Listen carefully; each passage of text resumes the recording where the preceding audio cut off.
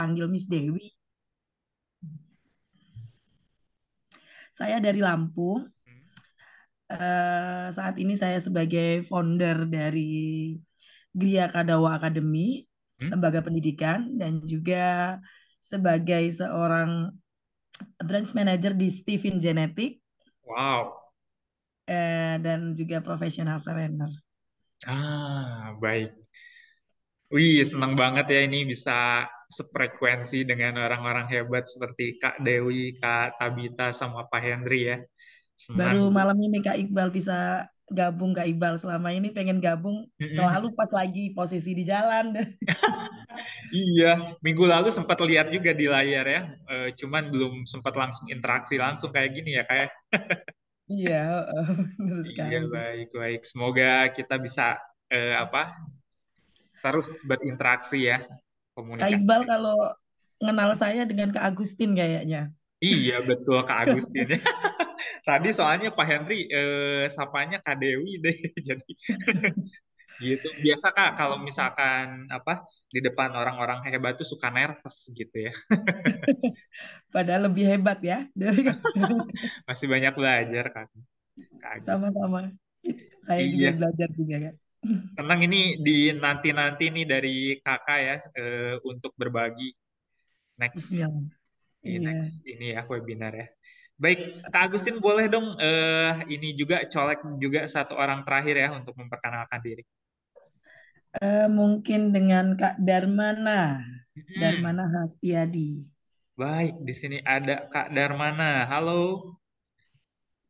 Sorry, lagi kagok ini ya. Bentar. Oh, baik-baik Pak, baik. Mungkin kita bisa lempar ke yang lain ya. Di sini ada Kak Yuni ya. Halo, Kak Yuni. Ya. Baik. Sepertinya beberapa orang masih belum kondusif ya untuk perkenalan. Baik, eh Bapak Ibu semua, rekan-rekan Forum Belajar Indonesia, terima kasih yang barusan sudah memperkenalkan diri, termasuk dari Pak Henry dan Kak Agustina ya. Terima kasih juga untuk Kak Tabita Ana Wulandari yang di malam hari ini akan berbagi. Kita langsung saja perkenalkan eh, pembicara webinar malam hari ini. Sini ada Kak Tabita Ana Wulandari. Beliau adalah seorang trainer profesional juga, pentolan dari BNSP ya. Dan beliau juga adalah seorang yang aktivitasnya di corporate sales gitu ya, aktif banget gitu. Terus beliau juga sering bikin-bikin konten menarik ya, yang sering berbagi inspirasi gitu kan di forum dan channel lainnya. Dan Kak Ana Tabita Wulandari ini juga beliau adalah seorang eh, koordinator juga ya di perusahaannya. Oke, baik. Malam hari ini, Bapak Ibu semua, ini saya bertanya-tanya gitu, penasaran. Dari judulnya ini adalah Victor or Victim Mindset Challenge gitu. Wow. Ini yang jadi pertanyaan saya, malam hari ini Kak Ana ini akan men-challenge kita untuk apa nih? Jadi biar semuanya bisa terjawab, kita langsung saja ya sambut ini dia. Kak Tabita Ana Wulandari, silahkan Kakak. Ya, Baik, terima kasih Kak Iqbal atas waktunya. Senang sekali malam ini bisa bertemu dengan Bapak Ibu semuanya dan berharap sharing pada malam hari ini bisa memberikan nilai tambah ya buat Bapak Ibu semuanya. Kita akan mulai, izinkan saya untuk share screen.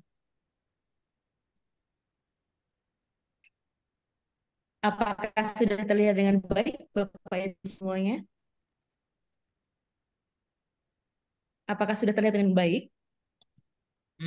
Untuk share Belum, screen Iqbal? belum ya, Kak? belum. Oh, ini sudah. Belum ya? Nah, untuk Sudah sekarang. Apakah sudah? Sudah. Sudah ya? Oke, baik. ya, Sudah. Kita akan belajar bersama di malam hari ini victim to victor ya. Kita memiliki pilihan mau menjadi korban atau mau menjadi pemenang. Dan ini challenge ini akan terus menjadi tantangan kita setiap hari karena setiap hari ada hari baru. Kita akan memilih apakah hari ini menjadi hari yang baik buat kita ataukah hari yang buruk. Semua ada dalam pilihan kita. Nah, maka kata sayang, izinkan saya untuk memperkenalkan diri. Berikut adalah profil dari saya.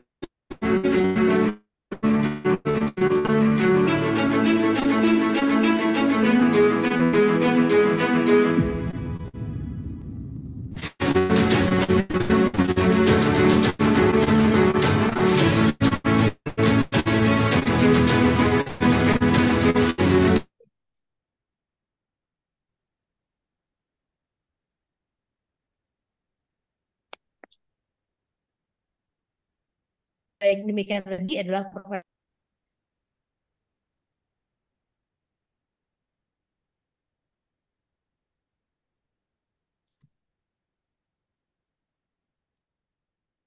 Ya, halo. Apakah masih terlihat atau terputus? Sepertinya jaringan yang bermasalah. Ya, agak terputus-putus, Kak. Gitu. Oke, dengar ini.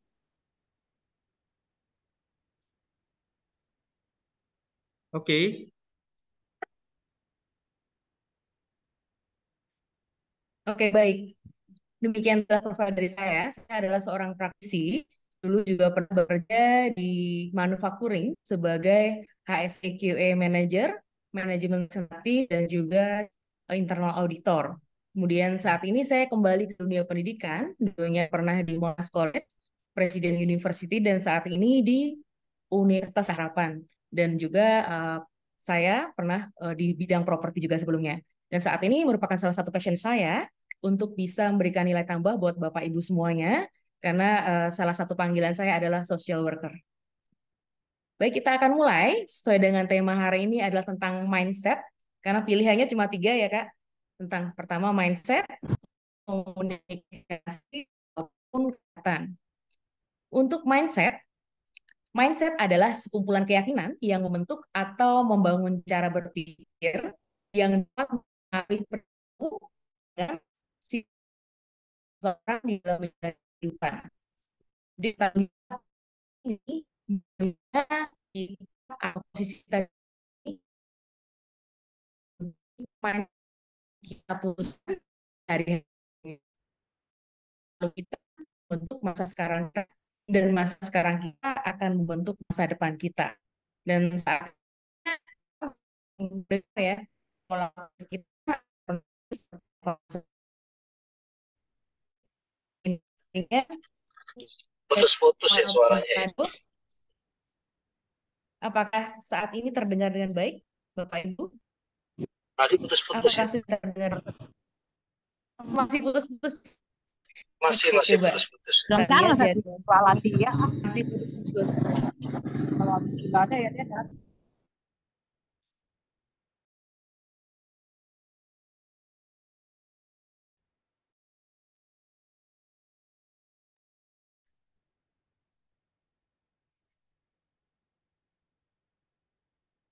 Ya, baik. Mohon ditunggu, Bapak Ibu sedang mengecek.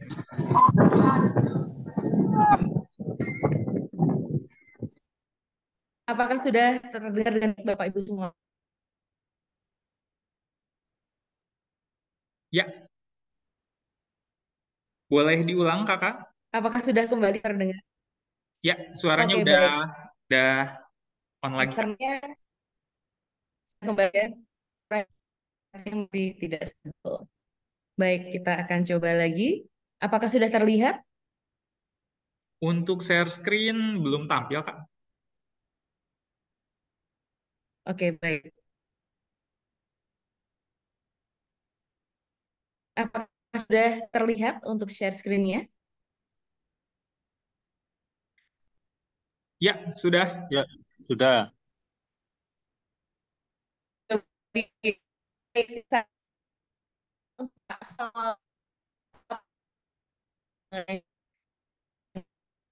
Masih putus-putus ya suaranya ya Pak di saya atau yang lain juga sama? Ya, Pak. Sepertinya ini Putus-putus memang sudah. jaringan dari Share. Kak Silakan Tabita Pak ya. Samuel.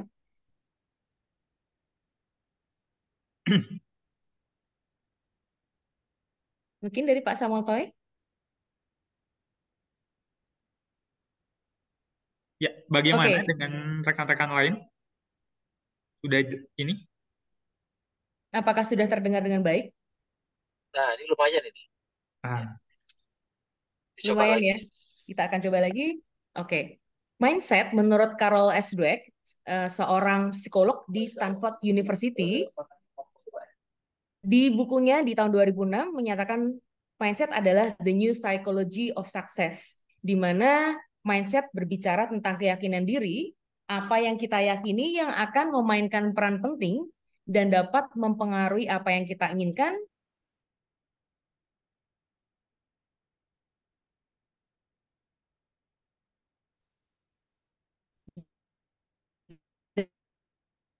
Apakah kita berhasil mencapai? Kemudian di tahun 2017, psikolog yang sama mengeluarkan sebuah buku yaitu Changing the Way You Think to Fulfill Your Potential, di mana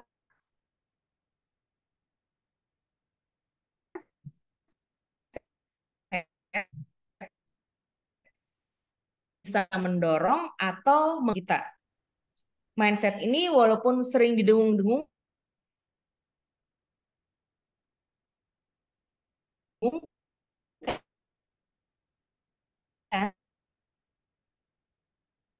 tanpa kita sadari, yang kita miliki saat ini jadi penghambat dan pilihan itu ada di dalam diri kita sendiri. Saya akan coba jelaskan tentang 4 basic mindset atau mindset dasar ya.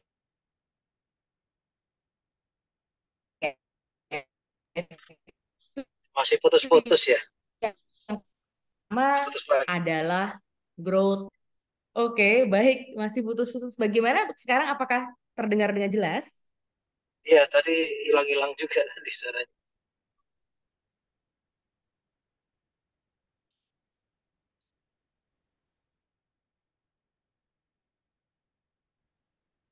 Baik.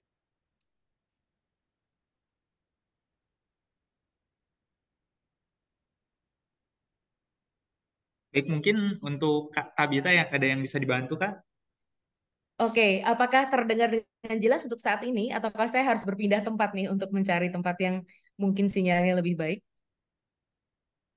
Nah, untuk saat ini sudah lebih better sih, Kak, suaranya.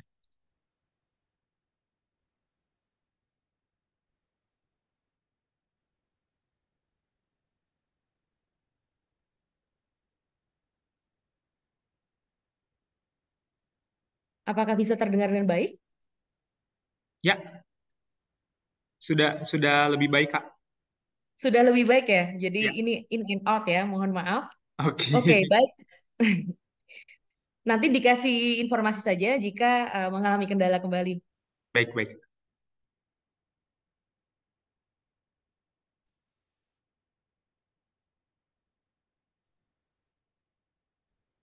Growth mindset itu adalah segi dan kita meyakini bahwa dan ditingkatkan pertama melalui dedikasi dan berikutnya melalui kerja keras.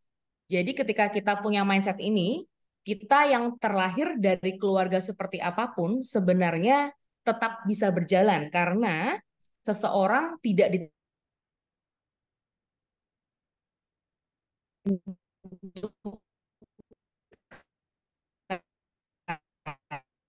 dari kondisi mana dia dilahirkan untuk grow, untuk berperan sejauh mana pencapaiannya. Jadi kemampuan dasar ini unstable lagi ya. Apakah terdengar dengan baik?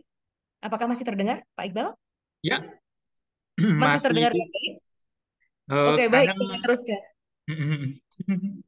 Oke, kemudian yang kita lihat ketika seseorang memiliki yang namanya growth mindset, dia terlahir di keluarga seperti apapun, dia tahu bahwa dia tidak bisa memilih di keluarga seperti apa dia dilahirkan.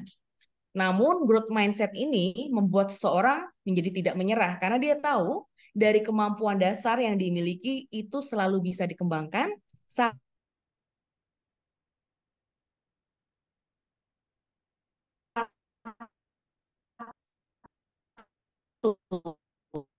melalui dedikasi dan kedua melalui kerja keras. Di dalam positive mindset ini, seseorang belajar atau selalu meyakini bahwa di dalam setiap peristiwa, baik maupun buruk, itu pasti ada kebaikan di dalamnya.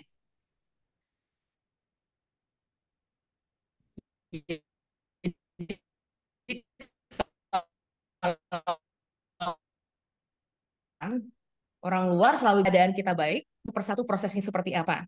Dan di sini keyakinan ini adalah bahwa di dalam setiap situasi atau potensi apapun yang terburuk sekalipun, kita tetap masih punya sebuah peluang untuk mengubah itu menjadi sesuatu yang positif dan bermanfaat. Jadi kalau growth mindset itu tidak mau dibatasi, saya mau berkembang. Positive mindset adalah di dalam hal-hal yang terburuk sekalipun pasti ada kebaikan di dalamnya. Dan yang ketiga, yang mungkin saat ini banyak dimiliki juga oleh para trainer, yaitu entrepreneurial mindset, yaitu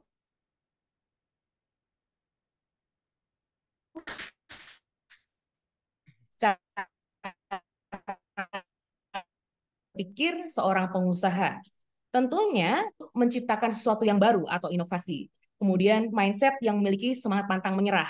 Dan juga jangan lupa ketika seorang memilih untuk menjadi entrepreneur, pasti ada yang namanya risk taking. Karena tidak semua orang berani mengambil resiko.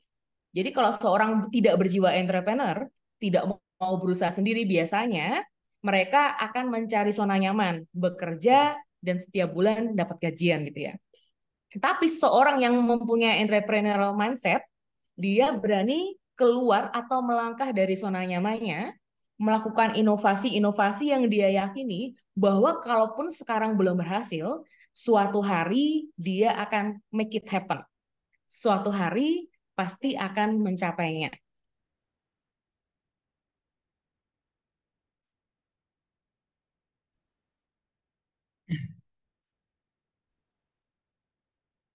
Dan yang terakhir yang tidak kalah penting, ada sebuah basic mind, segala situasi kita punya pilihan bahwa kita mau jadikan itu sebagai batu loncatan atau batu sandungan.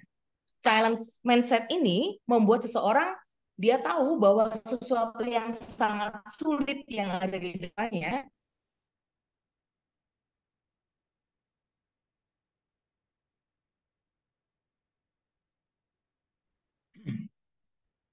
tidak akan membuat orang lain tidak pernah melewatinya, tidak pernah melaluinya, tapi dia diizinkan untuk mengalami mungkin hal-hal yang lebih buruk dibandingkan dengan orang lain.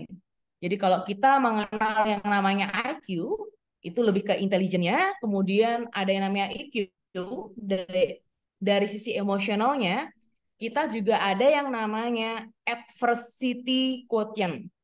Bagaimana seseorang itu melalui masa-masa penderitaan yang berat, namun dia bisa mengubahnya menjadi sebuah tantangan yang membuat dia menjadi seorang pemenang.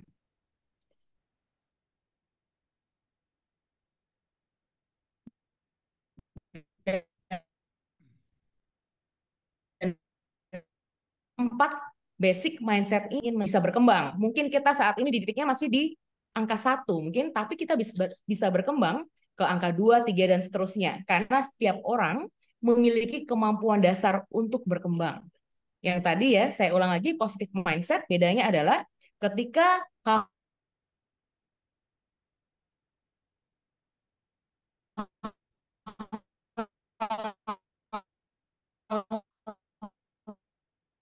atau buruk terjadi dalam kehidupan seseorang bahwa hal-hal yang buruk pun itu bisa dirubah menjadi sesuatu yang baik. Entrepreneurial mindset itu artinya seseorang yang memiliki pola pikir atau keyakinan bahwa segala sesuatu itu bisa dikreasikan. Jadi kreativitasnya keluar, inovasinya keluar, risk takingnya keluar gitu ya. Dan kemudian dia akan mencoba hal baru dan keluar dari zona nyaman. Dan yang keempat, basic mindset berikutnya adalah challenge mindset. Kita melihat ini batu loncatan atau batu sandungan. Kita mau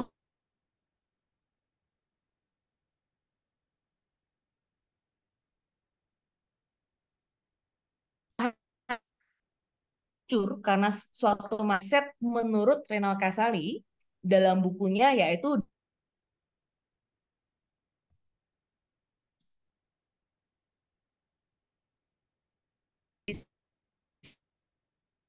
di tahun 2017 kita berpikir atau bertindak. Jadi kalau kita melihat di dalam otak kita sebenarnya ada frame bagaimana kita mau berpikir.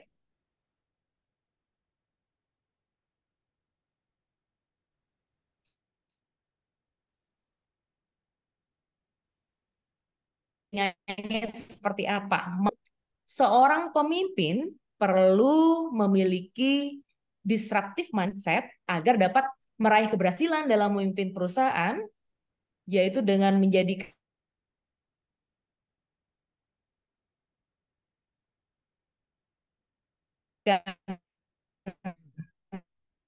sebagai partner bisnis dan cepat menangkap 4 basicnya. Ini kemudian di Renald Ghazali, mindset itu dikembangkan bagaimana menjadi seorang pemimpin perusahaan, bagaimana cara meraih keberhasilan. Jadi kalau karyawan kita menjadi partner bisnis kita, maka kita akan berkembang bersama-sama. Bukan hanya kita yang menjadi besar, tapi orang-orang yang berjalan dengan kita juga bertambah besar.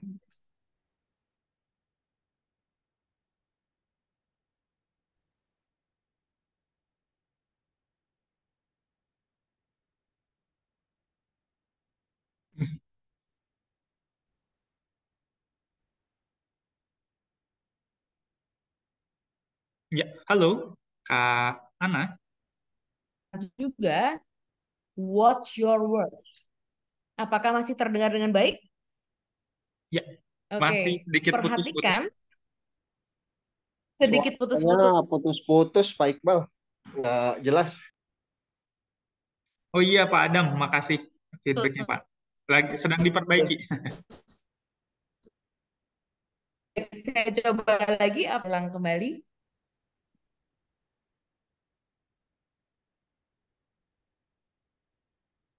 Ya, harap bersabar ya, Bapak Ibu. Sedang diperbaiki untuk koneksinya.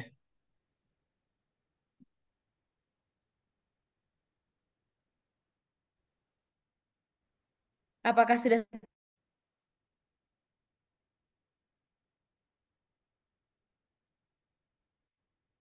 Oke. Coba saya teruskan. Jika masih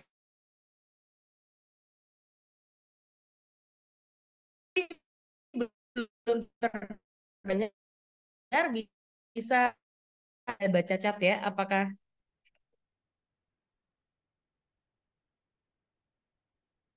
Ya,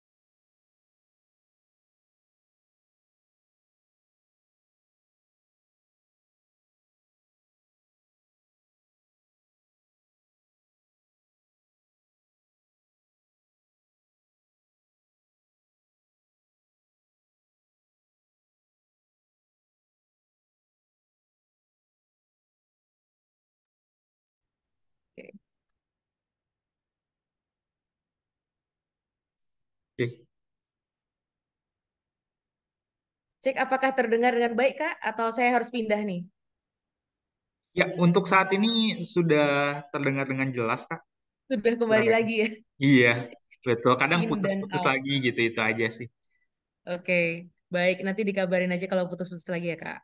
Baik, baik. Baik, saya teruskan. Kemudian, kenapa kita harus memperhatikan perkataan-perkataan kita? Karena apa yang kita katakan itu akan menjadi tindakan-tindakan kita. Jadi, pertama dipikirkan dulu, karena terlalu sering dipikir, itu pasti terucap di mulut kita.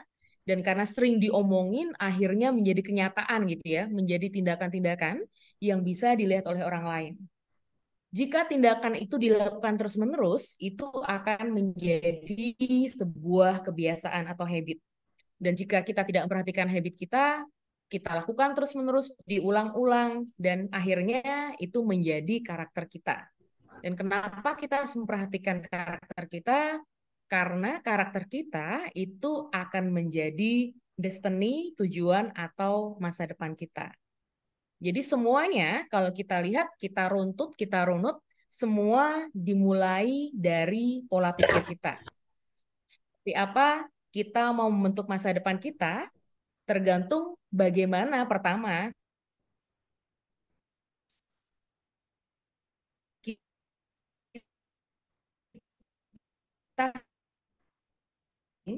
pola pikir.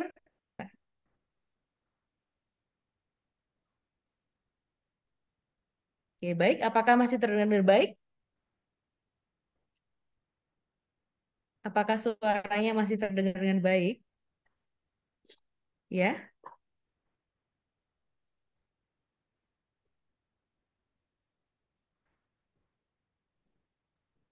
Nah, saat ini saya mau coba ceritakan kisah inspiratif mengenai mindset.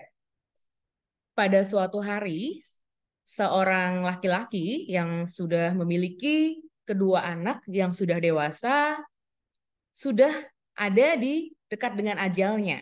Karena dia udah berasa bahwa kesehatannya terganggu, dia memberikan pesan-pesan terakhir kepada kedua anaknya. Yang pertama, dia mengatakan bahwa jangan pernah menagih piutang kepada siapapun. Dan pesan yang kedua dari ayahnya untuk kedua anak laki-lakinya adalah jangan pernah tubuhmu terkena sinar matahari secara langsung. Nah, ternyata dari dua anak laki-laki yang sudah dewasa ini memiliki mindset yang berbeda. Dari satu pesan yang sama, tetapi ditangkap dengan berbeda. Anak yang pertama, setelah mendengar bahwa jangan pernah menagih piutang kepada siapapun, dia membuka sebuah toko, mulai berusaha, dan ketika ada orang-orang yang datang menjadi langganan tokonya, dan beberapa membayar cash, beberapa berhutang, akhirnya karena pesan terakhir orang tuanya adalah jangan pernah menagih piutang, dia akhirnya tidak menagih orang-orang yang berhutang kepada tokonya. Yang kedua dikatakan, jangan pernah tubuhmu terkena sinar matahari secara langsung. Setelah mendengar pesan itu, anak yang pertama, dia berpikir bahwa ayahnya melarang dia untuk pergi keluar-keluar, tidak boleh bertemu dengan orang. Jadi, yang dia lakukan, seharian dia hanya menjaga tokonya, dan kemudian jika dia ingin memesan sebuah barang atau mengantar barang, semuanya melalui delivery orang lain. Dia tidak pernah keluar dari toko atau dari rumahnya. Kemudian, sementara anak yang kedua, dengan pesan yang sama, dia melakukan tindakan-tindakan yang berbeda karena pola pikirnya berbeda dengan anak yang pertama atau dengan kakaknya. Karena orang tuanya berkata, jangan pernah menagih piutang kepada siapapun, maka dia tidak pernah memberikan hutang kepada siapapun. Jika ada orang yang sedang membutuhkan, maka dia akan menolong atau membantu sesuai dengan kemampuannya.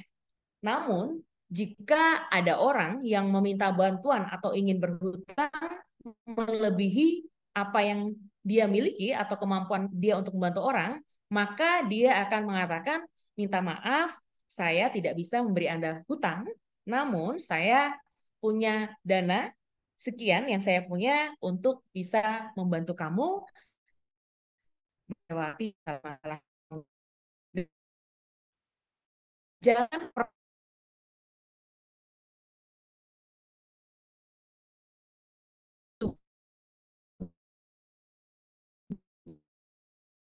terkena sinar matahari di pagi sebelum matahari terbit, dia sudah pergi dari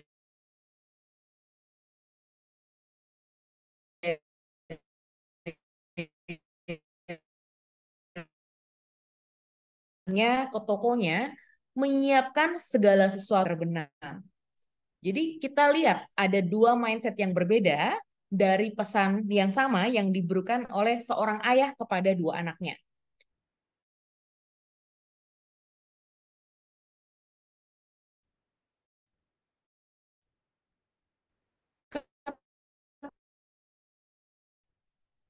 Mulai salah seseorang sanak saudaranya yang mengenal mereka mulai berkunjung ke toko-toko mereka.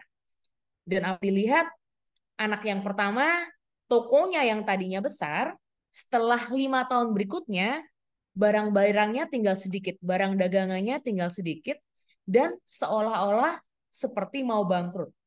Karena dia berpikir jangan pernah menagih hutang, jadi atau piutang, maka setiap orang yang berhutang kepada dia banyak yang tidak membayar, sehingga perputaran uangnya tidak tidak baik gitu ya, cash flow-nya tidak baik dan dia terancam bangkrut.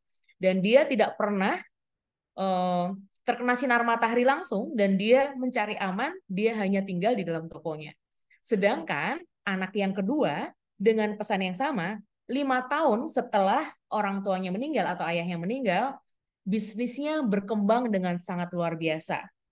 Karena cash flow-nya terjaga, dia tidak sembarangan memberikan hutang kepada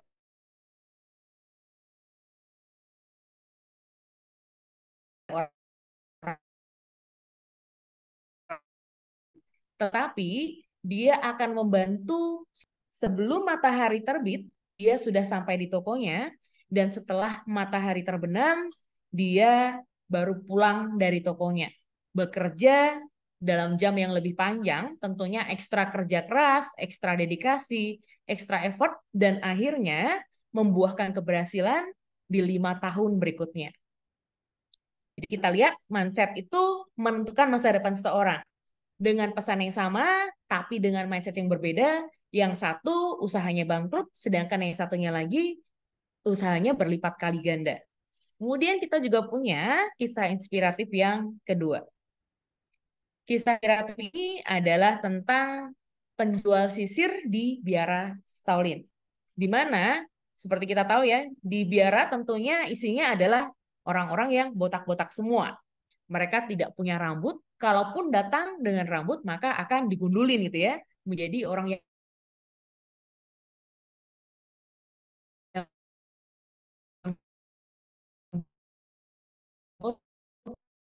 dan semua orang tahu bahwa ketika kita ini yang perlu disisir karena tidak ada rambutnya. Jadi apa yang terjadi ketika 3 orang penjual dikirimkan ke biara Shaolin untuk menjual sisir?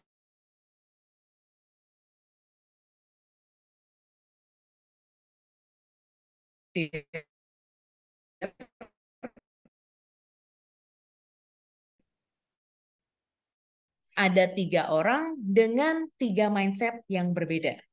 Nggak ada yang punya rambut nih.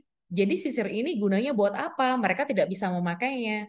Namun, seorang penjual yang pertama ini, dia berhasil menjual dengan membuat salah satu orang Shaolin yang di dalamnya merasa kasihan sama dia. Dibilang, aduh saya diminta oleh perusahaan saya untuk menjual sisir di biara Shaolin. Kalau saya tidak bisa menjual sisir itu hari ini, tentunya saya bisa saja di PHK atau dipecat. Karena ada salah satu penghuni biara yang kasihan,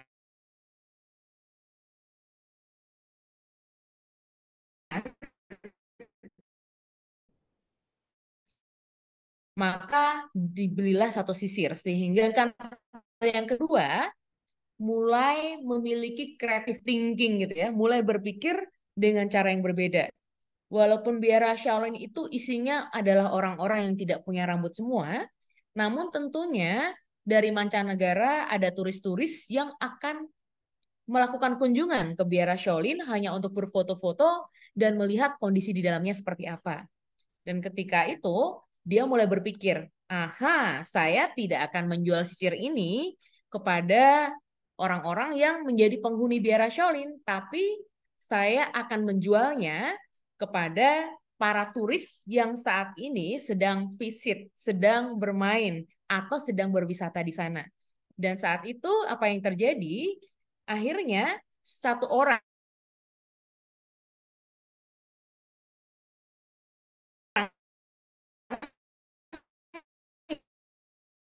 tadinya penjual pertama, turis-turis yang ada di sana, dan mereka melihat, wah, ada seorang penjual yang kayaknya kasihan ini nggak berani pulang kalau sisirnya belum laku. Dengan mindset yang berbeda, jadi kalau yang pertama fokusnya adalah untuk para penghuni biara Shaolin, hasilnya satu sisir. Yang kedua adalah untuk turis yang datang ke biara Shaolin, hasilnya adalah 10 sisir. Nah, penjual yang ketiga, ketika dia dikirimkan di biara yang sama, maka dia memiliki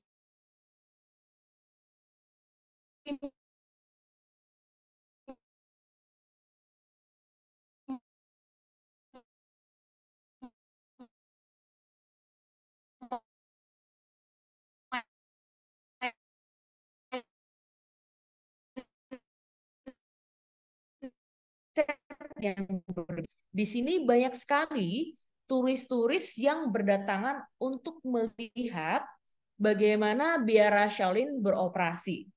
Saya punya ide bagaimana kalau setiap orang yang datang ke biara Shaolin, tentunya mereka ingin membawa pulang kenang-kenangan berupa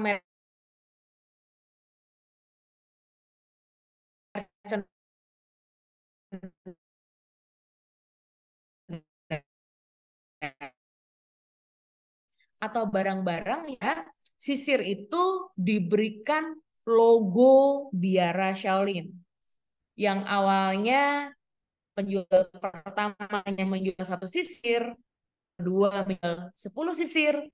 Ternyata karena akhirnya kepala dari biara Shaolin mengangguk, terjualah 500 sisir dengan tambahan logo biara Shaolin, dan itu terjual dengan sangat baik untuk setiap turis yang datang ke biara, dan mereka membayar dan mereka membawa pulang sebagai buah tangan di negara mereka masing-masing.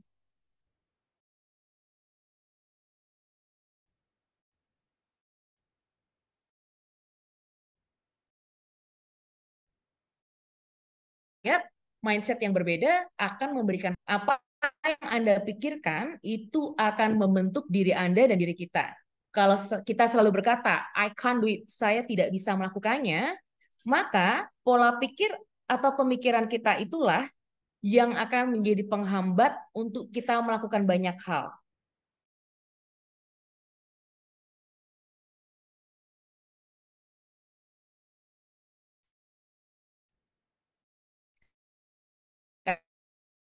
Setiap kita sebenarnya diberikan potensi buah kenyataan. Apa yang kita pikirkan tentang orang lain, apa yang kita pikirkan tentang diri kita sendiri, itu akan membentuk sebuah kenyataan. Karena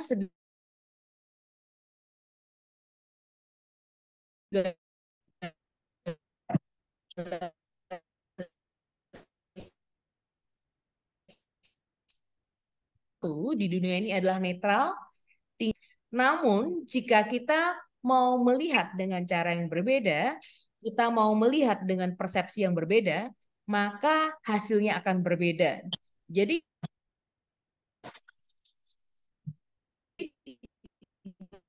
banyak orang yang terlahir dalam kondisi bisa menjadi motivator yang terkenal. Karena dia tidak membatasi dirinya dari keterbatasan fisik yang dia miliki, tapi apa yang menjadi keyakinannya, apa yang menjadi mindsetnya, itulah yang menjadi kenyataan dalam kehidupannya. Dia mengatakan dirinya berharga, dia menyatakan bahwa dia juga punya potensi untuk bisa dikembangkan, dan akhirnya seperti yang dia yakini, seperti yang dia cita-citakan, itu pikirannya membentuk sebuah sudut pandang, dan sudut pandang itu akhirnya menjadi sebuah kenyataan. Jadi kalau kita bertanya, kenyataannya kayak gini ya, hidup kok kayak gini banget ya. Kenyataan bukanlah sesuatu yang real yang ada di depan mata, tapi bagaimana cara kita memandang semuanya. Karena kenyataan itu adalah bagaimana kita belajar untuk menemukan apa yang ingin kita temukan. Hidup ini menjadi better, menjadi lebih baik, atau menjadi bitter, menjadi sesuatu yang pahit, tergantung bagaimana kita memutuskannya. Mau menjadi lebih baik dengan kehidupan yang pahit gitu ya, atau kepahitan itu justru kita jadikan cambuk untuk memiliki kehidupan yang lebih baik. Jadi persepsi membentuk kenyataan, pikiran membentuk sudut pandang. Apa yang terus kita pikirkan, apa yang terus kita katakan, apa yang terus kita lakukan, itu yang akan menjadi masa depan kita.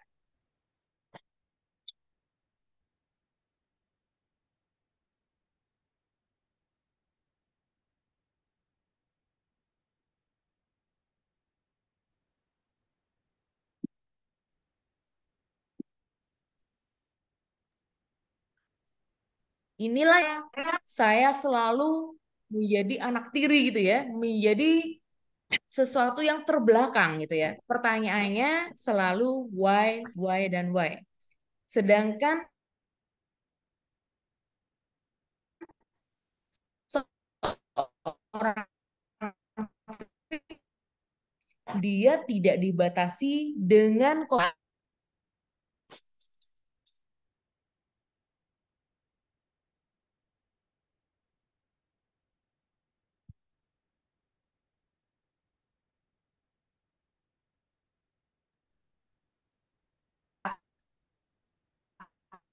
Ya, halo kakak. saya terlahir dari keluarga yang sulit, dari keluarga yang susah. Oke. Barusan menghilang ya, Kak. Apakah terdengar dengan baik? Ya, sekarang sudah terhubung lagi Oke. kak. Terhubung lagi ya, tadi menghilang ya. Baik, Iya. coba saya share kembali. Oke. Apakah sudah ditampilkan kembali? Terlihat dengan baik? Kita akan masuk ke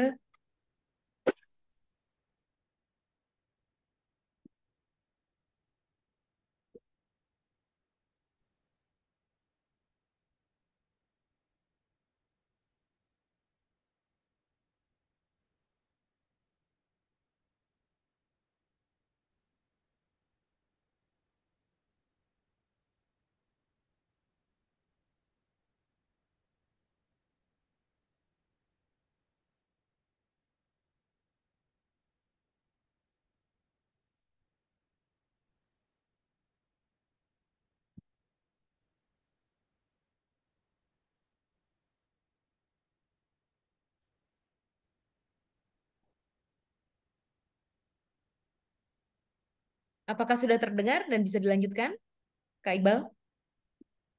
Oke ya. Apakah sudah bisa terdengar? Oke kak.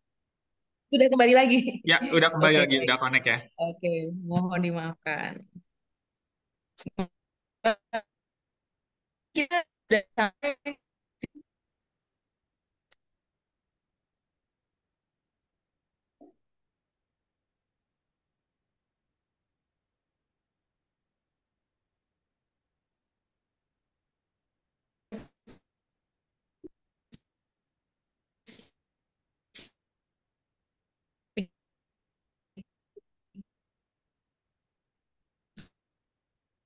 mindset dan mentality kita. Jadi seorang victim, pertanyaannya kita bertemu dengan kendala, bertemu dengan tantangan, kita mulai berpikir how to do it, how to break through, bagaimana kita bisa membuat sebuah terobosan. Nah, bedanya secara mentalitas adalah seorang victim dia selalu bermental blame,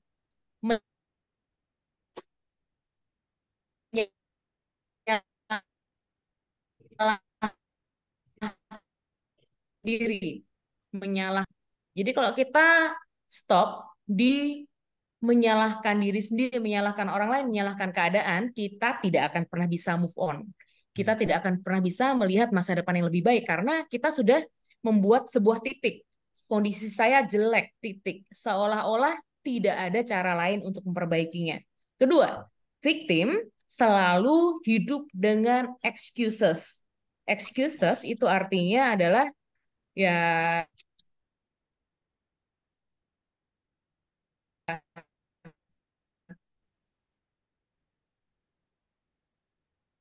banyak alasan. Ya wajar keluarga yang berada gitu ya. Selalu ada alasan untuk dia tidak melakukan apa yang dia bisa lakukan. Jadi dari alasan-alasan yang dia buat ini akhirnya menghambat dia untuk maju, berkembang. Untuk victim yang ketiga selain blame, excuse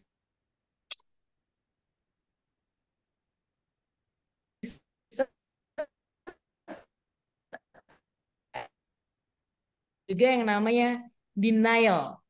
Hal-hal yang seharusnya dia bisa improve, dia rubah menjadi lebih baik, akhirnya karena banyak denial, enggak saya nggak kayak gitu, enggak saya nggak perlu berubah, saya baik-baik saja kok. Akhirnya tidak pernah ada perubahan di dalam kehidupannya. Sedangkan seorang Victor, pertanyaan adalah how, bagaimana caranya. Dia memiliki take the ownership. Jadi kalau orang lain menyalahkan keadaan, menyalahkan diri sendiri, menyalahkan orang lain gitu ya. Take the ownership berarti dia bertanggung jawab atas kehidupannya. Hari ini, di titik saat ini, menjadi seperti ini adalah hasil dari keputusan saya di masa lalu. Jadi dia akan tahu bahwa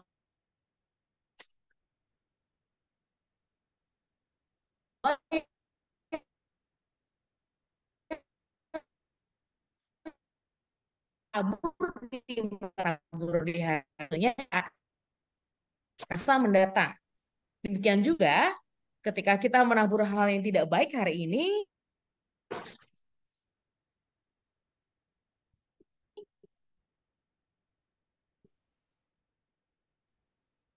akan accountability. Jadi segala sesuatu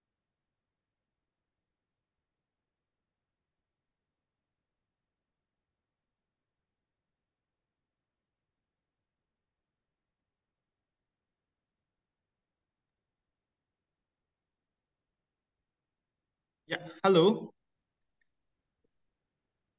Kak Tabita, untuk koneksinya kembali terputus Kak.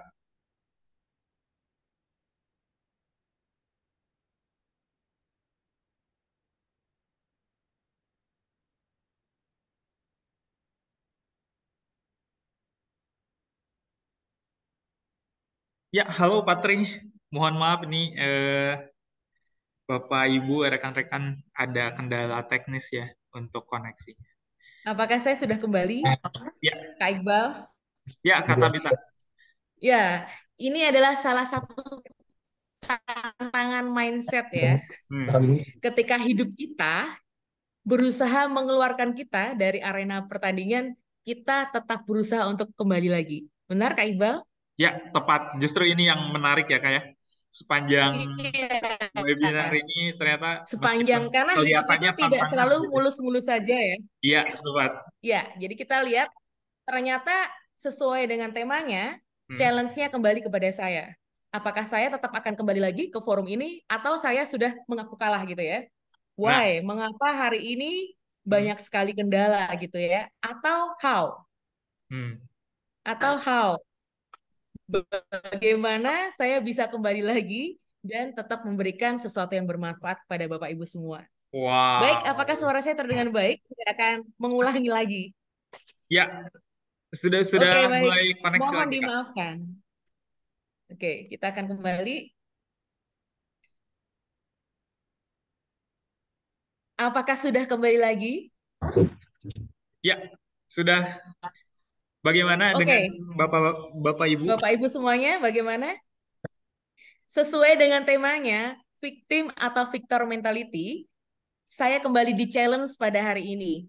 Apakah saya bermental korban sehingga saya, why, kenapa di masa-masa saat ini malah terjadi, tadi sebelum training kita malah baik-baik aja ya Kak ya, Iya, ngobrolnya betul. lancar, semuanya lancar, tapi ketika dimulai, challenge-nya pun mulai terjadi.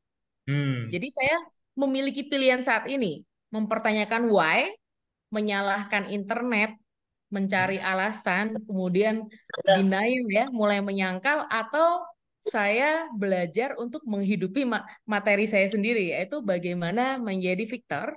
Hmm. Kalaupun tadi sudah berkali-kali keluar ya, kalau bisa dihitung tadi 5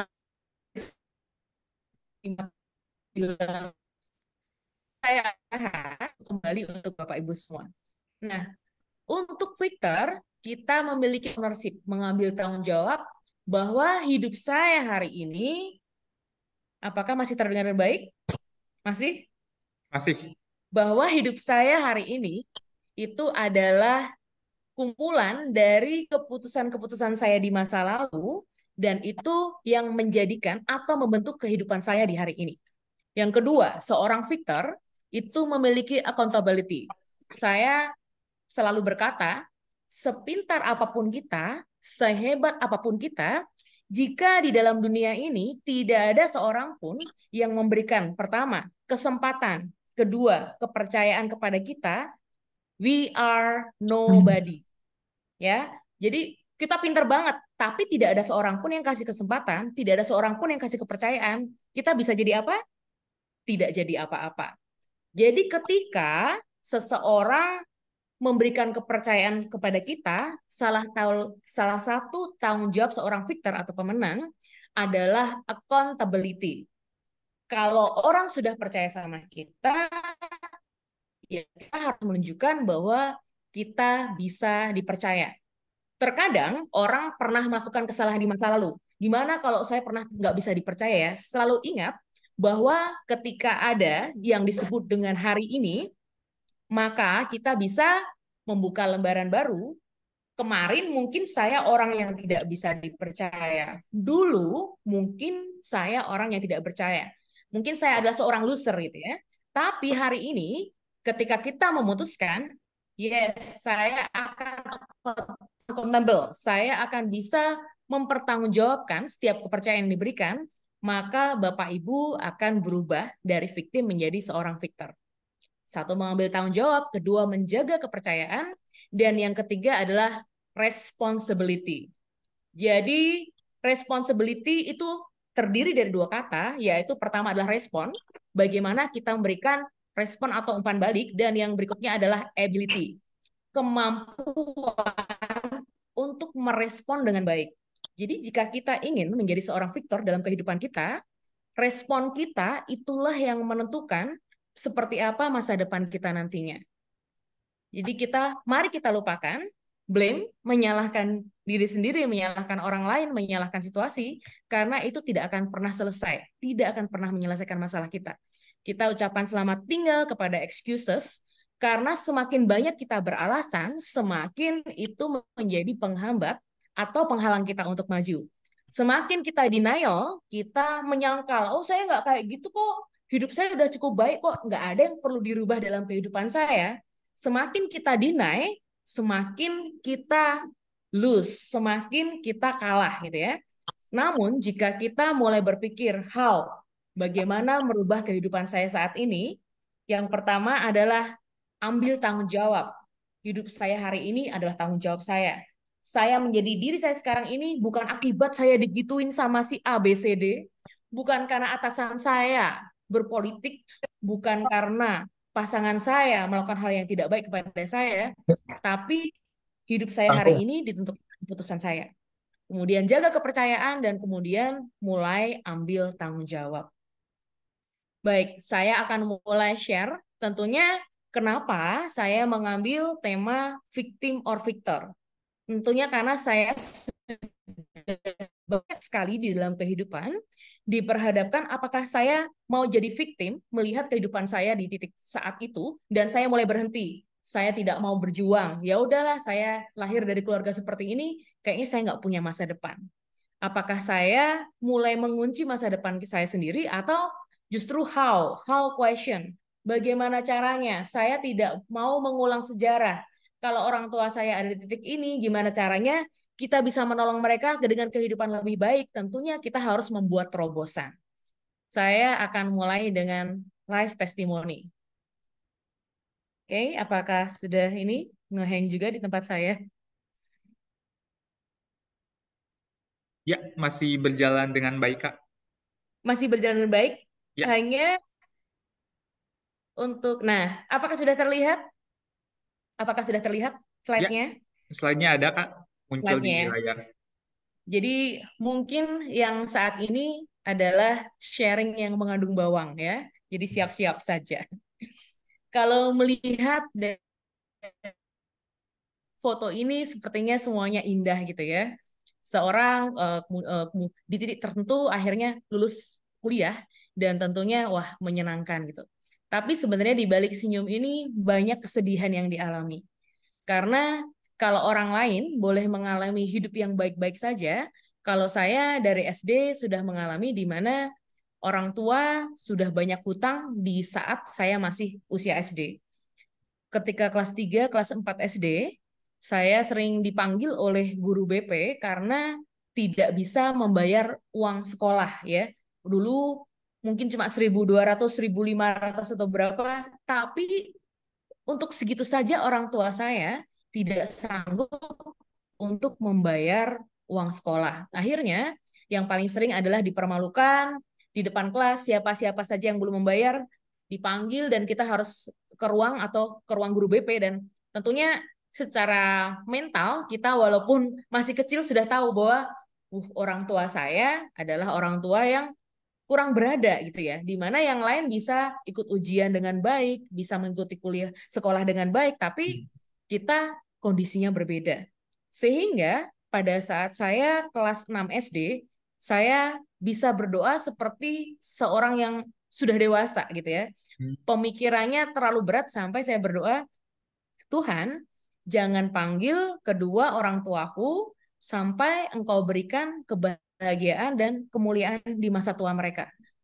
Jadi apa yang waktu itu saya rasakan, karena keluarga saya adalah keluarga yang paling miskin di antara semua keluarga yang lain, di antara keluarga besar, maka saya sering mendengar bagaimana orang tua saya dijelek-jelekan, kemudian direndahkan di kalangan keluarga besar gitu ya. Namanya anak, orang tua adalah orang tua. Jadi misalnya, sampai kapan mami kamu itu ngemis-ngemis terus sama kita keluarganya gitu ya.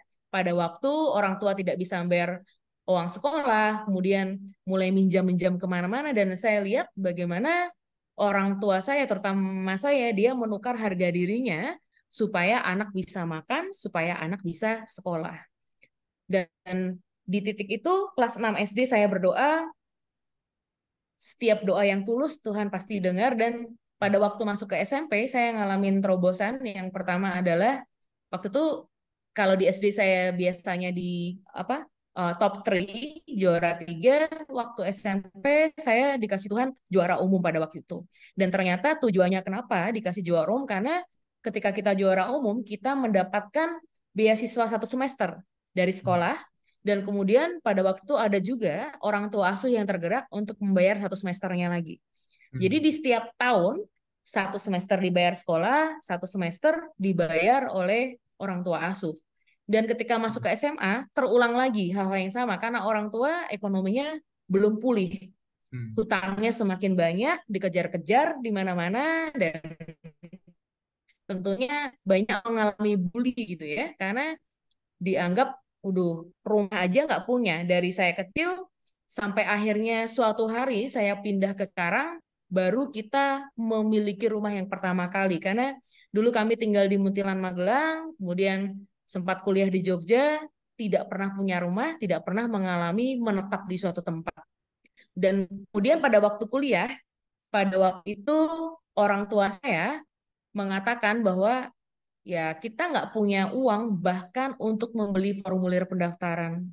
Tapi luar biasanya ketika saya sudah lulus, ada teman dari papi saya bawa saya ke Jogja, dia bayarin untuk application formnya, bayarin formnya, dan begitu diterima, Waktu itu saya di UGM, kemudian dibayarin pada waktu uang masuknya, dan kemudian di pembayaran semester pertama saya nggak tahu.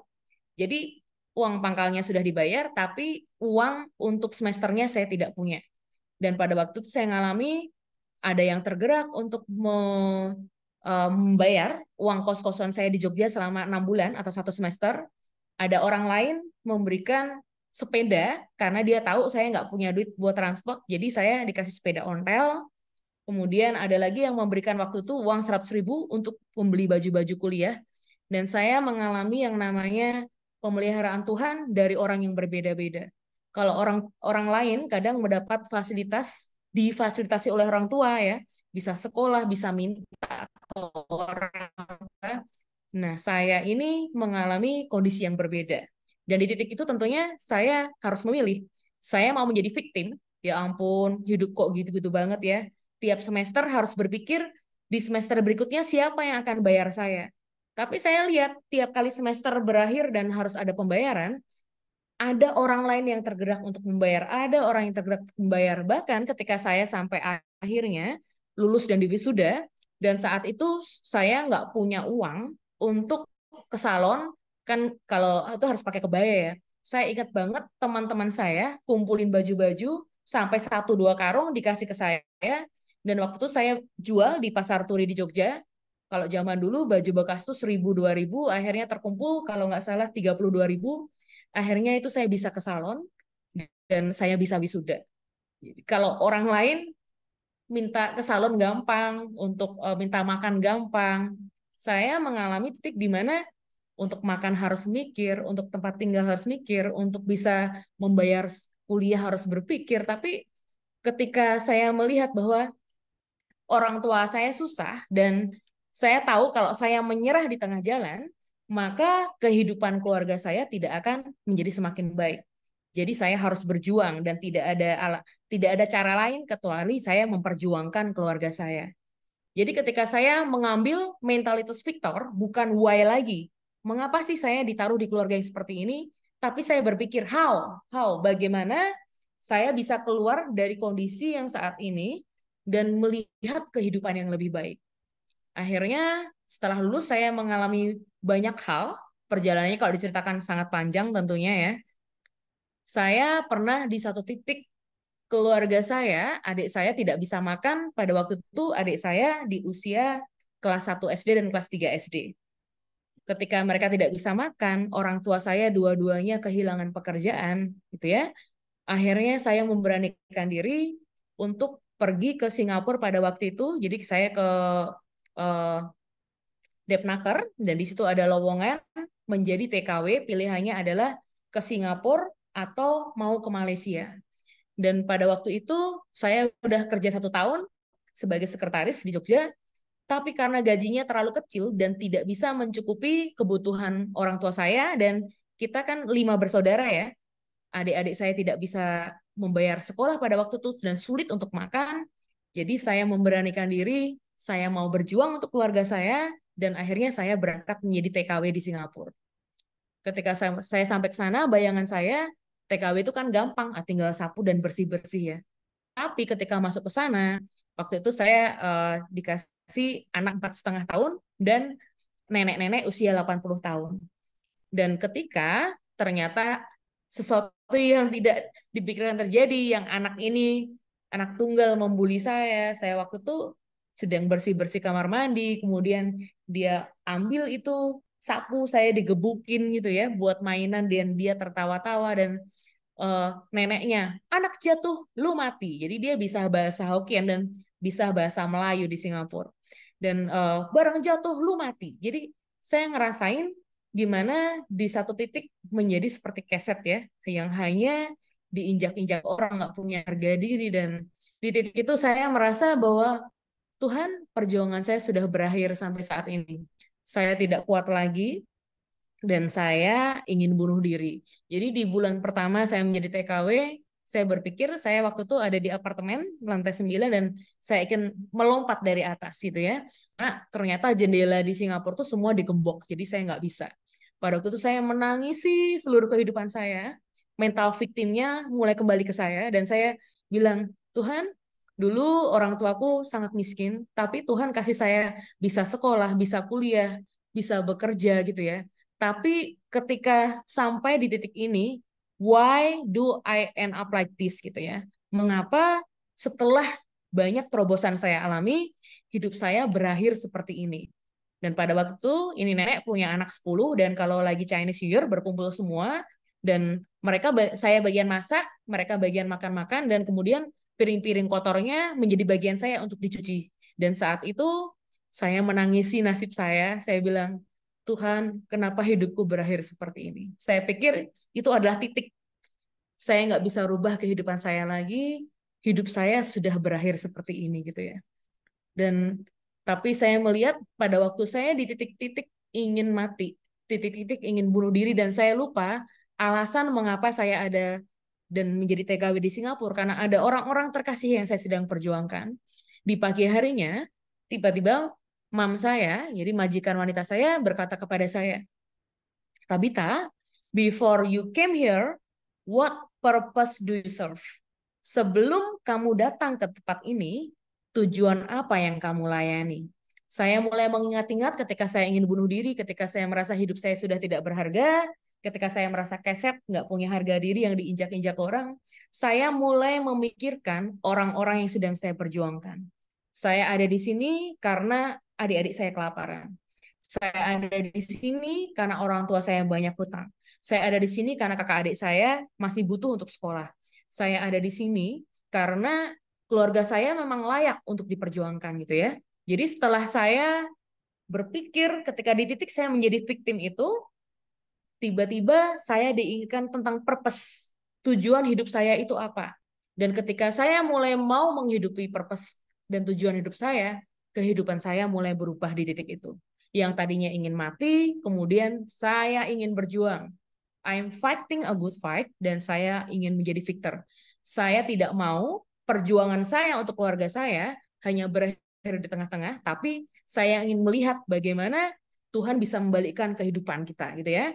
Jadi 4 tahun saya di Singapura, saya coba untuk bayarin utang-utang orang tua saya, kemudian menyekolahkan dan menguliahkan kakak adik saya, kemudian di titik tertentu akhirnya saya kembali memutuskan untuk kembali ke Indonesia gitu ya. Pada waktu kembali ke Indonesia, pikiran saya masih di doa saya yang pada waktu di kelas 6 SD tadi, Tuhan, jangan ambil kedua orang tuaku sampai kau berikan kebahagiaan dan kemuliaan di masa tua mereka gitu ya.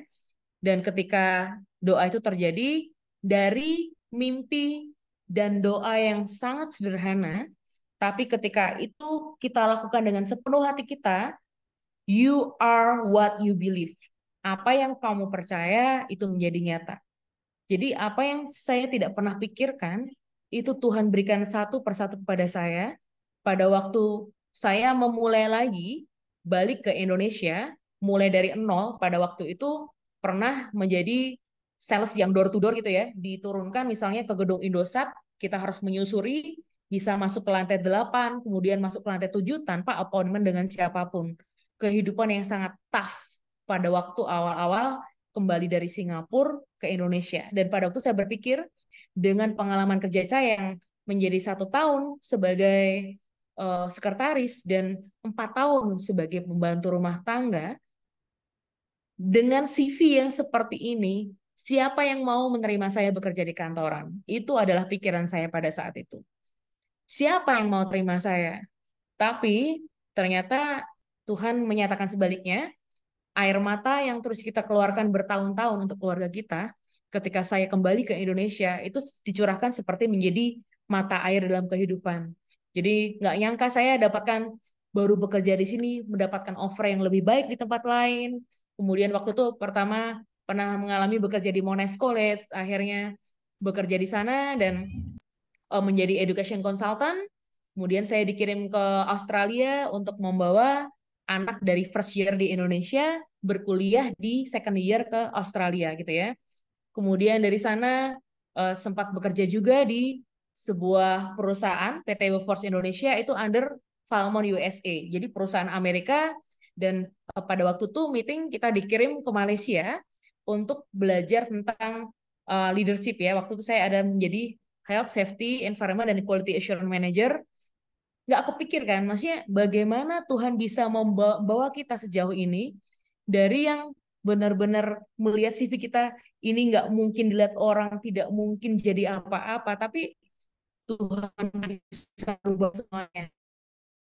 Mulai karakter dapat di university pada waktu itu, dan pada waktu saya waktu itu sempat resign dan mulai mendalami dunia properti. Di tahun 2016 dinobatkan sebagai Miss Century Tahun Indonesia di tahun 2016, dan saat ini saya bisa kembali lagi ke dunia pendidikan di Universitas Pelita Harapan, dan itu ceritanya sesuatu yang menakjubkan karena tanpa kita melamar selalu ada cerita-cerita bagaimana Tuhan sudah menyediakan sesuatu yang baru di depan kita. Jadi kalau pada waktu saat itu saya berhenti di sebuah titik di mana saya adalah korban dari keadaan-keadaan. Gara-gara orang tua saya miskin nih, makanya saya menjadi seperti ini. Gara-gara saya tidak mendapatkan yang terbaik atau fasilitas dari orang tua, maka saya akhirnya jadi pembantu rumah tangga gitu ya. Tapi ternyata ketika kita tidak berhenti di sebuah titik, tapi terus mau memperjuangkan dengan mindset yang berbeda, mindset seorang Victor Hall, bagaimana caranya? Bagaimana caranya? Bagaimana caranya memperjuangkan keluarga untuk kehidupan yang lebih baik supaya kita tidak repeat the history gitu ya. Keluarga kita sudah susah, kita nggak mau ke bawah-bawahnya menjadi lebih susah lagi. Kita harus putuskan rantainya, dan kita tentunya ingin satu, mandiri, kedua bisa mengangkat derajat keluarga. Dan saya lihat setiap niat yang baik itu pasti selalu dikasih jalan ya. Tuhan melihat hati kita. Jadi di titik apapun kita saat ini, ketika kita mulai ingin berhenti karena kita punya mental victim, saya adalah seorang korban. Ketika di titik yang sama kita memutuskan, ya saya mau berubah, ya saya mau mencari jalan keluar, saya mau mencari terobosan, saya mau dipakai untuk bukan hanya hidup untuk diri sendiri, bukan hanya hidup untuk keuntungan dan kekayaan sendiri, tapi bagaimana hidup kita bisa menjadi sesuatu yang bermanfaat bagi orang lain, berguna bagi orang banyak, jadi kehidupan yang bermakna yang bisa kita jalani hari lepas hari. Jadi saya mengucap syukur di pekerjaan terakhir ini di UPH. Awalnya kalau zaman dulu di Presiden itu saya adalah S1 reguler dan masuknya ke sekolah-sekolah gitu ya. Tapi pada waktu saya masuk ke UPH, S1-nya adalah kelas karyawan, di mana saya diwajibkan untuk masuk ke perusahaan-perusahaan. Itulah sebabnya saya bisa bertemu dengan para trainer di sini, karena saya yang harusnya masuk ke sekolah-sekolah dengan wajib masuk ke perusahaan-perusahaan, caranya salah satunya adalah dengan corporate training gitu ya. Jadi karena diwajibkan harus bisa jadi trainer, stres banget gitu ya. Gimana caranya, akhirnya saya mengambil sertifikasi BNSP yang level 4 gitu ya. Disitulah mulai kenal dengan akhirnya Forum Belajar Indonesia ini, dan saya percaya setiap niat baik yang sudah lama kita pikirkan, kehidupan yang mungkin saya ada panggilan yang namanya social worker, hidup untuk bekerja untuk dunia sosial gitu ya. Saya juga ada Yayasan Pelangi Bangsaku untuk anak-anak, dan kita juga melayani wanita-wanita gitu ya. Apa yang kita rindukan selama ini, ketika niat itu benar-benar tulus, saya yakin walaupun caranya tidak pernah mudah, selalu ada tantangan, tapi pasti ujungnya selalu ada terobosan. Dan saya yakin saya bisa masuk ke Forum Belajar Indonesia, tentunya sesuatu yang tidak pernah saya pikirkan karena saya bukan trainer gitu ya. Saya jam terbangnya baru di 1 tahun terakhir gitu ya. Melihat para trainer, kemudian dipaksa jadi trainer, dan akhirnya setelah mendapatkan sertifikasi BNSP, mau nggak mau harus sering training ke perusahaan-perusahaan. Tapi di situ saya melihat ketika menjadi seorang trainer, it's not about the money, tapi bagaimana nilai-nilai kita, bagaimana mindset kita, bagaimana hal-hal baik yang kita percaya, kita yakini kita bisa tularkan ke orang-orang yang menjadi peserta training. Itu tentunya sesuatu yang bermakna, sesuatu yang berguna, dan saya sangat bersyukur Tuhan bawa saya sampai sejauh ini gitu ya. Kemudian, you are what you believe. Apa yang kita percaya, walaupun tidak peduli seperti apapun masa lalu kita, di ujung selalu ada terobosannya.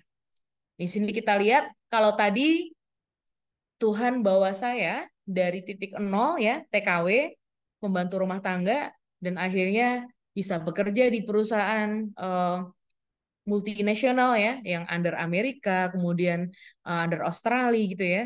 Dan saat ini berikan kepercayaan lebih lagi, yaitu melayani sebagai social worker gitu ya.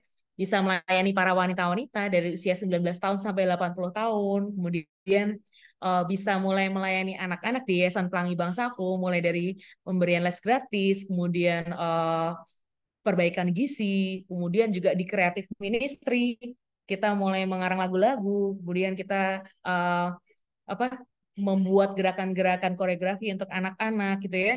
Jadi potensi kita yang dulunya tidak pernah terpikirkan itu mulai tersalurkan, termasuk mulai melayani para peserta training yang notabene adalah para karyawan perusahaan ya, yang awalnya aduh gimana nih mentraining direktur, manajer gitu ya, kan kita keder karena kita belum punya jam terbang. Tapi ketika semuanya dimulai dari niat baik, semuanya dimulai dari ketulusan hati, yang tidak bisa itu diberi kemampuan untuk bisa melampauinya. Jadi you are what you believe. Apa yang kita percaya tentang diri kita, apa yang kita percaya yang ada di dalam mindset kita, itulah yang akan menjadi masa depan kita, gitu ya. Baik, mungkin ada yang mau sesi tanya jawab, silahkan. Baik, wow, ini wow banget ya kisah story-nya ya. Boleh kasih reaction terbaik dong dari Bapak Ibu semua untuk Kak Tabita ya di malam hari ini. Wah, ini hari yang sangat berkesan banget ya Kak ya. Dari awal sesi sampai sesi Iya, materi selesai di Very challenging ya. challenging banget ini dari mulai iya Bu. internet, jaringan ya. Tapi di sini Seperti ada kehidupan saya itu, Pak. Up and satu down. ini yang menarik ya. Kak Tabita terus kembali lagi ini membuktikan ya seorang pemenang gitu di sana. Wow, Wah, menarik sekali. mantap Bu Tabita ya, mantap sekali. Makasih Pak supportnya. Betul itu memang itu yang saya alamin juga sekarang, seperti yang Ibu Hmm. bilang. Emang apa yang kita pikirkan, yang kita percaya itulah yang nanti terjadi gitu. Iya, amin. Emang bener harus positif mindset itu harus ditanamkan terus di otak. Dan sering diomongin memang bener itu. Iya. Iya. Iya. Mungkin ada yang mau sharing atau mau bertanya, silahkan. Ya, silahkan untuk Bapak Ibu yang ingin tanya jawab atau sharing, boleh. Ini Kak Tabita ini sepakat banget ya dengan apa yang barusan diutarakan ya, dari mulai apa yang dipikirkan sampai jadi nasib gitu ya, itu sempat Iya, diulas betul. juga kemarin. Iqbal jadi menemukan satu pola gitu ya, satu pola bagaimana atas izin Tuhan dan serangkaian keyakinan yang membuat kita memberdayakan gitu ya. Kemarin sempat diulas oleh Pak Tri gitu ya. Pak Tri hadir juga di sini. Selamat malam Pak. Ini ternyata para orang-orang sukses yang mempunyai serangkaian pola pikir yang apa ya, memberdayakan gitu ya, dan menjadi benang merah telah Iqbal simpulkan ya dari beberapa para pembicara. Oh, ini luar biasa sekali Kak Tabita ya. Gitu. Baik untuk Pak Tri, raise hand. Pak Tri. Pak Tri hadir juga di sini ya. Baik, eh silakan untuk Bapak Ibu yang ingin bertanya seputar pembahasan mindset di malam hari ini, silakan. Ya, ada Pak Tri di sini. Langsung raise hand ya. Silakan Pak. Assalamualaikum Mas Iqbal. Ya, waalaikumsalam warahmatullahi wabarakatuh. Malam Pak. Saya panggil Bunda aja ya. Bunda apa kakak? Kakak boleh ya? Kakak aja, kita kakak selamanya nih. Tadi sempat menyebutkan Magelang, Muntilan. Kebetulan Ya, saya juga berasal dari banggaan. Kalimantan gitu. Jadi Iya, oke. Salam ya, kenal, Pak. sebenarnya saya bukan lebih ke ini. lebih pengen mengapresiasi dari sebuah perjalanan hidup yang buat saya itu mengetahui sejarah seseorang itu buat saya menjadi sebuah apa ya, pupuk atau support buat saya pribadi. Karena apapun itu sebenarnya seseorang menjadi apa itu dari rangkaian kehidupannya dia. Mungkin dia hidup 40 tahun tapi sebenarnya dia menjalani hidup lebih dari 80 tahun. Jadi pengalamannya lebih panjang daripada umurnya. Jadi saya pengen mengapresiasi begitu. Saya rasa apa victim or victor, saya rasa seperti Kakak Tabita ini diketahui ilmunya juga setelah belakangan ini. Dulu waktu menjalaninya yang ada adalah nangis dan darah, kira-kira begitu. Karena Iya. akhirnya pada umur sekian, mungkin sekitar ya orang bilang hidup dimulai dari 40 tahun. Ketika mulai umur 40 tahun baru kita sadari, oh itu ternyata puzzle-puzzle yang Allah berikan kepada saya untuk Yes. saya menjadi to be someone gitu. Jadi saya ingin menyampaikan sebuah apresiasi, bolehlah kita tersenyum dengan apa yang kita alami waktu itu, walaupun waktu itu kita nggak sempat tersenyum. Mungkin kita yang ada adalah tetesan air mata atau tetesan darah atau tetesan keringat kita. Tapi akhirnya kita Iya. menyadari itu, hari ini kita bisa tersenyum betapa bersyukurnya kita saat kita menjalani masa itu. Walaupun waktu menjalani, Masya Allah, saya yakin betul karena ada satu kesamaan mereka yang orang sukses tidak baik-baik saja di masa lalunya. Tapi dia Iya, tetap benar. respon ability tadi yang menurut saya menjadi poin penting. Bukan soal apa yang mengenai kita, tapi bagaimana kemampuan respon kita. Saya mengapresiasi Iya. selamat atas semua kehidupan yang dijalanin. Dan insya Allah dari, menurut saya dari kemarin umur-umur saya sih nggak tahu. Kalau pengalaman hidup saya di atas 40 tahun, itu yang diturunkan Tuhan, itu adalah sebuah hadiah, balasan-balasan dari apa yang kita jalani masa dari tadi dikatakan SD sampai dengan masa di mana kita hampir menyerah, itu adalah masa kita berjuang, di atas 40 Yes. masa di mana kita mendapatkan anugerah. Berarti setelah Amin. ini nanti insya Allah akan dapatkan anugerah-anugerah lebih banyak lagi dari Tuhan, di mana itu menjadi Amin. sebuah, saya bilang sih, sebuah hadiah dari Tuhan dari apa setelah kita jalani, dan kita tetap menjaga mindset kita pada posisi yang positif. Terima kasih banyak malam hari ini sharingnya. Menurut saya poin terakhir, testimoni kehidupan ini buat saya sangat-sangat keren. Walaupun saat menjalaninya pasti nggak keren setelah kita tahu keren kita saat ini, tapi ini sangat-sangat bagus lah. Oke, mungkin mungkin Mas Iqbal ada sesi di mana kita itu hanya mendengar cerita orang sih gitu. Iya. Jadi buat semuanya itu mendengar cerita seseorang menjadi from zero to hero itu menurut saya jauh sangat-sangat menarik karena itu menaikkan apa ya, positif kita itu jadi oh ternyata gini, supaya kita juga tidak merasa paling menderita sedunia lah kira-kira gitu. Iya, betul. Karena yang dulu digencet, ibarat kata dulu digencet Tuhan, kemudian diberikan beban yang seakan-akan di atas batas kemampuan kita itu nggak Oh. hanya kita gitu. But ketika kita memang salah kondisi positif, yakinlah semuanya akan baik pada waktunya. Terima kasih Kakak Tabita, sukses selalu, insya Allah akan lebih melesat lagi kehidupannya, akan lebih Amin. melesat Thank you, lagi Patri. kesuksesan yang akan datang. Kayaknya yang penting yang pengen saya dapatkan, kayaknya ngobrol sambil ngopi, sepertinya saya akan dapat ilmu lebih dalam lagi, lebih oke lagi. Lewat Zoom. Oke, siap Bapak. Kalau Pak Ali kalau ditemani dengan Mas Iqbal kayaknya lebih oke. Terima kasih. Iya. Baik, terima kasih Patri ya. Thank you so much ya. Thank you so much. Begitu Kak Tabita ya dari Patri. Baik, kurang lebih seperti itu. Mungkin ada hal-hal yang ingin disampaikan Kak Tabita untuk kesimpulan. Baik, untuk kesimpulan sama seperti yang tadi saya katakan ya, tentunya pada waktu kita melewati belum lihat benang merahnya di mana gitu ya. Seperti pada waktu saya, ngapain sih saya jadi pembantu rumah tangga gitu ya. Tapi ternyata dengan ditaruh di Singapura, kemudian saya tiap hari waktu itu baca koran di Singapura namanya The Straits Times. Jadi itu Wow. kosakata bahasa Inggrisnya kepake. Sedangkan kalau kita mau ngeles kan nggak punya duit ya. Dan itu ternyata terpakai pada waktu saya bekerja di perusahaan-perusahaan multinasional di mana bahasa pengantarnya bahasa Inggris, ngobrolnya harus bahasa Inggris gitu ya, nulisnya bahasa Inggris dan hal-hal yang kayaknya ya ampun kenapa sih saya ditempatkan seperti ini, ternyata benar kata Pak Tri, ketawanya entar ya Pak ya. Ketawanya entar. Oh, ini toh gitu ya.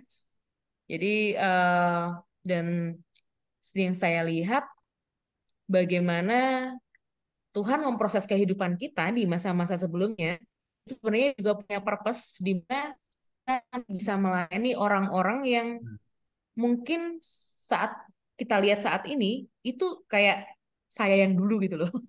Jadi ketika saya melihat seseorang, dulu saya kecilnya kayak gitu, itu lebih mudah untuk berempati dan bagaimana cara menarik orang ini bisa bisa berhasil dan juga bisa mengangkat seluruh keluarganya. Jadi kayak ada satu mimpi besar di mana orang-orang yang terlahir dari keluarga miskin itu bisa memutuskan rantai kemiskinan dan kemudian dari orang-orang ini dengan mindset yang berbeda dia juga bisa untuk membawa keluarganya, membawa derajat keluarganya semakin naik seperti yang tadi saya doakan, jangan ambil kedua orang tuaku sampai kau berikan kebahagiaan dan kemuliaan di masa tua mereka. Dan beneran ketika doa itu lahir dari hati yang tulus terdalam, jalannya ada aja gitu ya. Jadi ketika kita memutuskan, saya nggak mau jadi victim nih, saya mau jadi victor, jalannya selalu ada. Karena itu selalu terbuka untuk orang-orang yang mau dipakai gitu ya. Pada waktu kita bilang, Tuhan ya Allah gitu ya, pakai saya untuk menjadi saluran berkah buat orang-orang lainnya dan dia akan terus pakai kita gitu. Dan kita tidak akan pernah tahu, kita kan merasa sebagai manusia punya limit ya. Tapi ketika kita dipakai oleh dia gitu ya, kemampuan yang ilahi itu ditaruh sama kita sehingga kita bisa melakukan hal-hal yang secara manusia kita tidak mampu lakukan. Itu yang saya alami, itu yang saya rasakan, dan saya ingin sekali menularkan kepada Bapak Ibu yang hadir saat ini bahwa terima saja ketika kita sudah mendapat purpose, sesuatu tujuan mulia di depan, ketika kita mau dipakai, kita memberikan diri kita, kita akan melihat bagaimana kita bisa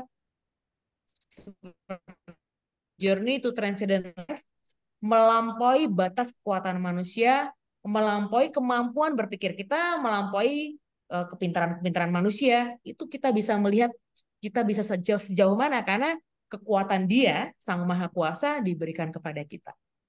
Itu Kak.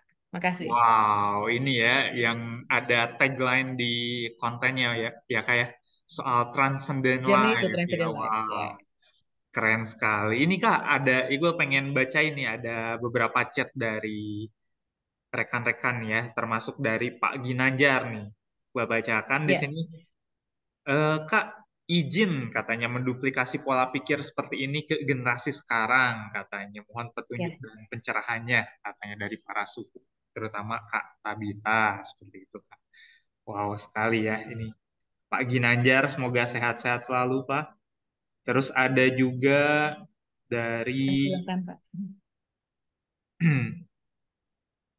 oh iya ada yang mohon izin untuk share kontak Kak Tabita katanya ya. Nanti boleh ya, Oh boleh di silakan. ini Iya aja, boleh. kontak-kontak langsung secara personal. Dengan senang hati Bapak Ibu. Baik, seperti itu. Baik Kak Tabita, rasanya waktu cepat berlalu karena saking Iqbal juga dari tadi, wow ini ceritanya inspiratif banget gitu ya, dari mulai awal kita webinar begitu banyak tantangannya ya, dari mulai sinyal-sinyal dan di sini responsibility-nya ini nih pilihannya untuk terus memilih mindset gitu ya, menjadi seorang Victor sangat terbukti gitu ya di sini. Wow sekali. Baik, terima kasih untuk Kak Tabita di malam hari ini yang sudah berbagi insight dan pengalaman, terus pembuktian secara langsung ya soal mindset seorang pemenang, dan terima kasih juga untuk rekan-rekan Forum Belajar Indonesia yang sudah hadir di webinar kali ini, terutama ada Pak Tri, Pak Henry, Pak Noprian, Kak Agustin nih dari Lampung juga ya, Pak Henry dari Samarinda, dan teman-teman yang lain yang belum sempat disebutkan satu persatu. Semoga di malam hari ini kita diberkahi ya. Amin. Baik, Bapak Ibu semua, sebelum kita mengakhiri sesi webinar kali ini, boleh dong on camera ya, agar kita foto bareng nih. Soalnya udah lama banget kita nggak foto bersama ya. Ya, siap ya? Oh, halo Pak Ginanjar, Pak Hendri. Wah, ini Pak Hendri lagi santai kayaknya ya. Iya, ada Pak Boy juga, Pak Mardi ya.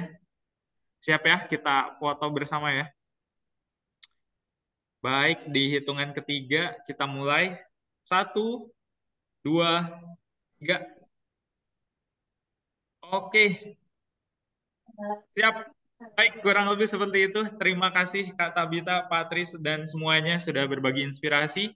Semoga kita bisa berjumpa lagi di webinar minggu depan ya, dengan tentunya pembicara yang spesial ya, yang bakal terus membombardir mindset agar terus berdaya. Baik, terima kasih. Saya Iqbal Agam Kusuma, pamit undur diri ya Pak.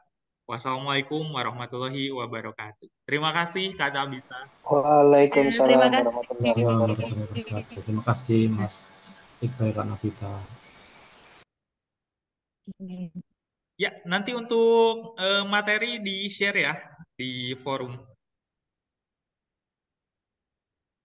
Ya, siap Kak. Wah, good job Kak. Mantap. Izin live. Ya, terima Tadi kasih Kak. terlemparnya Selamat berapa malam. kali tadi Kak? Ya, oke. Oh, ini menarik banget Kak hari ini. Ada case ini ya. Terlemparnya Menarik. tadi lebih dari 10 kali ya Kak? Iya, kelemparnya. Wow. Terlempar keluar dari Zoom-nya lebih dari 10 kali kan? Terlemparnya lebih dari 10 kali. Terus betul. Lebih dari 10. Kayaknya kalau memilih respon excuse, wah ini internetnya. Wah ini lokasinya. Kayak seperti itu ya. Iya, Ah, nggak iya. apa-apa. Jadi kayak benar-benar challenge ya. Challenge ya. Tidak cuma temanya, tapi benar-benar dikondisikan untuk terchallenge. Seolah-olah situasi mengkondisikan seperti itu ya. Wow, ini Iya, iya. inspiratif sekali. Ini terus terang Kak, mindset Orabed ini apa ya, sangat memberdayakan ya. Pas ketika wow, kata Bita ternyata men-share ini juga gitu. Keren. Mm-mm. Iya. Baik. Baik, terima kasih ya Kak Tabita Oke, untuk malam hari makasih ini. ya. Oke, Makasih Nanti thank bisa Kak you Iqbal, semuanya. ngobrol-ngobrol lagi Kak Ya, ya. Bita, ya, Kak, bye. Kak Iqbal, Kak Tabita dari Manado, kirim salam. Oh iya, Iya, Kak makasih Samuel. Kak Ini Samuel tadi Kak Toy. Tabita ada salam dari Kak Samuel katanya. Iya, siap. Nomornya sudah Ya, ya, Pak? sudah. Terima kasih. Ya, Ya, selamat makasih. malam. Ya, Selamat Tuhan malam. berkati. Ya, Amin. Ya, izin live thank ya. you Pak Iqbal buat kesempatannya. Ya, terima kasih juga Kak. Senang ini Kakak Ya. udah mau berkenan nih di sela-sela kesibukannya ya. Kemarin udah lihat jadwalnya ternyata padat. Wah. Boleh dong Iya, Kak iya, nanti iya. Semangat. main-main kopdar-kopdar di sini ya di Bekasi. Kebetulan kita Bekasinya dari di mana sih? Grand Di Metro mananya? Mall. Oh, Grand Metro Mall ya. Ya udah Patokannya nanti itu kalau aja. Mm-mm. Gitu. Ya udah ntar Sherlock aja kalau pas bisa nanti mampir ya. Siap-siap. Kebetulan beberapa Oke. trainer juga suka kopdar di sini Kak. Gitu. Iya kan kita nggak pernah tahu bisa berkolaborasinya di Iya. mana ya. Mm-mm. Ya, oke. Semangat semangat. Oke, semangat. Terima kasih Oke, nih udah bye ya dibombardir. Kak. Keren. Iya, ya, makasih. Ya, makasih juga. Yo, izin live ya Kak. Oke, silahkan. Selamat istirahat, Kak. Oke, ya.